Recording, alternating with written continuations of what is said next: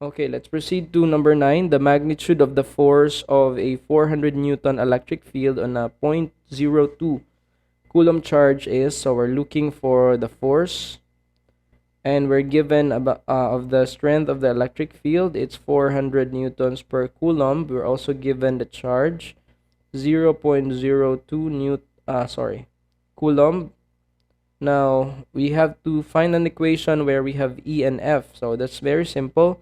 Electric field is defined as the electric force per test charge. That means to say the electric field multiplied by the charge is simply equal to the electric force. So we have all of this actually. E is just 400 newtons per coulomb. The charge is 0.02 coulomb. So that means to say when you multiply that together, you'll get an answer of 8 newtons. So the answer in this case is it should be choice A, 8 newtons. Alright, so we'll go to problem number 10. An electric dipole consists of a particle with a charge of positive 6 times 10 to the negative 6 coulomb at the origin, and a particle with a charge of negative 6 times 10 to the negative 6 coulomb on the x-axis at the distance x is equal to 3 times 10 to the negative 3 meters. So notice na this is truly a dipole because you have the same charge, magnitude of charge, but opposite signs, and they have the separation distance d over here. So to illustrate that one, that should look like this one. Okay, if this is my x-axis, this is my y-axis. So at the origin is where your positive charge is located. I'll just call that plus q. And somewhere over here is your negative charge located, negative q. And the distance from the positive to negative is some 3 times 10 to the negative 3 meters. Now recall how to solve for the electric dipole. The magnitude of the electric dipole is simply QD. The magnitude of the charge times the displacement. So it's gonna be 6 times 10 to the negative 6 coulomb multiplied by the displacement of 3 times 10 to the negative 3. Make sure that it should be in meters. And that will give you an answer of approximately 1.8 times 10 to the power of negative 8 coulomb times meter. That's just for the magnitude. However, recall that the direction of the electric dipole is always from the negative to the positive. So this is the direction of your P vector or dipole vector. Okay, electric dipole. So the P vector should be towards the negative x direction. So the answer in this case is it should be 1.8 in the negative x direction. Number 11. So number 11 is very easy. I'm hoping you find it also easy. An electron moves from point I to F. So your charge that is moving here is your electron. It moved from, as I've said, I to F from this along this direction. Now class, when you look at the electric field is actually from left to right. So that means to say we can safely assume that there must be some positive charge here and far away is the negative charge. Sorry. Take note that your charge is an electron. That means to say its natural tendency should be along this path. Should be going to the left, right? Because this is an electron, so it should move opposite to the electric field because it's going to be attracted to the build up positive charges there. So this is the direction of the electric force of the electron. That means to say na normally it should follow this path over here. But since your electron now is forced to move against its natural tendency from I to F, meaning going to the right against its natural tendency, so we know that the potential must increase. So the only viable option in terms of potential energy is the potential energy in this case must increase. So only A and B are option. But we know that whenever the potential increases, the work is negative. So the answer is option B. Potential increases, the work becomes negative.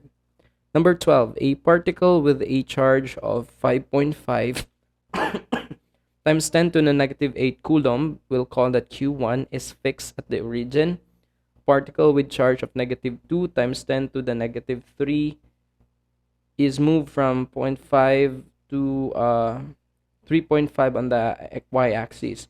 The change in the potential energy, so meaning we're looking at delta U, which is just U final minus U initial of the two particle system is, I will tell you ahead the answer. The answer is 0, but I'm going to show this to you. Say we have, let's define an axis first. This is our y-axis, and this one is our x-axis. Now, we know that the Q1 is fixed at the origin, Q1 with that magnitude, and at some point distance of here, we call this point A. This is really not to scale. At point A, that is where initially your Q2 is located. And it's also noted in the problem that distance is initially 35 cm or 3.5 times 10 to the -2 meters. Take note, I have to convert everything to SI units. Now, this charge A is moved to some point B on Y 3.5 cm. So at some point, sorry, I use the same point. Okay, here. At some point, it's gonna move to point B. So this is its final position now. And the distance from B to the charge Q1 there is still the same. 3.5 times 10 to the -2 meters or 35 cm. So basically, it moves from A to B. So the change in the potential U is simply the potential final UB minus potential initial. And how do we solve for the potential? It's just K, Q1, this charge here, Q2, this charge, because the Q2 will move here, all over, say, RB, minus K, Q1, Q2, all over RA. Now, what have you noticed, class? You notice na your RB and RA actually have the same value. So technically, this term here, K Q1 Q2 over RB minus K Q1 Q2 over RA, both of these terms are the same. So when you subtract a number by itself, so they are the same, that will lead to 0. So the change in the potential in this case is simply 0 since your RB is just equal to RA, and this term are actually yielding the same values. So you can actually mano-mano to calculate this one, and you'll end up with a 0. Or you end up that this term is exactly the same as this term. Okay, for number 13, if 500 joules of work are required to carry a charge, so I'm going to highlight 500 joules of work are required to carry a charged particle between 2 points with a potential difference of 20 volts. The magnitude of the charge on the particle is. The guiding equation or principle, class, you just have to remember that the work done in moving your charge from point A to point B per test charge is actually what we refer to as the potential difference. So work from A to B is over Q sub 0 is just equal to the potential difference across A and B. Now, what does this problem is telling you? For example, this is not limited to battery, but let's just make an analogy to batteries. Now, if this is your positive terminals and this is your negative terminal, this is telling you the potential difference between terminal A and B, or VAB, is exactly 20 volts. Now, the question now is, what should be the magnitude of the charge if I have some unknown charge Q here and I let that move across the potential, and I need to do, in doing so, I need to do a work that is equal to 500 joules to move this from B to A, which has a potential difference of exactly 20 volts. So the equation, as I've said, is simply this one. The work in moving your charge from point A to B per test charge is just equal to the potential difference. The potential difference between the ends of a 2 meter stick that is parallel to a uniform electric field is 400 volts. So let's say we have an electric field directed along this direction. This is just any random direction that I picked. So the meter stick that I should have should be like this one because it's parallel to the electric field. And then the length of this one is 2 meters. So this is a weird meter stick at 2 meters. And then we define 2 points. If this is the point A of our meter stick and this is the point B of the meter stick, it says there that the potential difference, meaning the VAB of the meter stick between the 2 points of the meter stick, is exactly 400 volts. The question now is, what is now the magnitude of your electric field? Alright, so this is a question if you know the relationship between V and E. And it's very simple. V is related to E by the equation VER. V is equal to ER. Since we're looking for the electric field, we can simply have the potential difference over R. Potential difference is 400 volts over R, that is 2 meters. You have to recall then that we can actually express electric field as volts per meter pala. So 400 divided by 2 is just 200 volts per meter. So this is the answer. The answer should be, wait, I'm just going to check. V over R. Okay, ER. V is equal to ER. So V over R.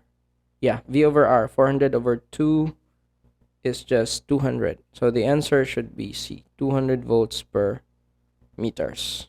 And by the way, this is another unit for electric field. So we knew na electric field is Newton per Coulomb, but that could also be expressed as volt per meter. Maybe I'll ask in the exam to derive or show that Newtons per Coulomb is just equal to volts per meter. Maybe. And for the last question, the work required to carry a particle from with a charge of 6 coulomb from a 5-volt equipotential surface to a 6-volt equipotential surface and back again to the 5-volt surface is, I will tell you the answer, 0. So why is that? So I'm going to explain. So for example, we have some random charge Q over there, and we knew from our discussion that depending on the distribution of the charge, there are equipotential surfaces surrounding it. From the word equipotential, so equal potential.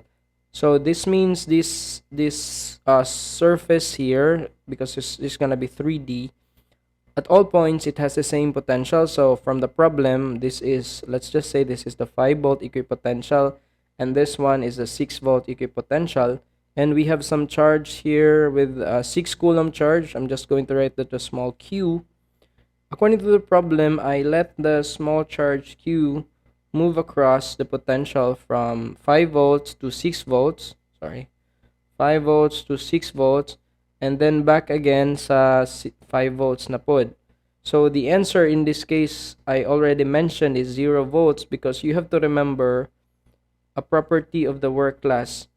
Work done by a conservative force, which electric field or electric force is a part of, is 0 when its initial and final position are the same.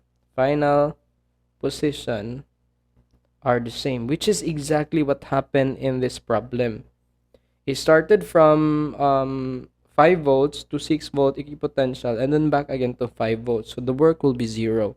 However, you can just reason it out simply by work is simply force times the displacement, right?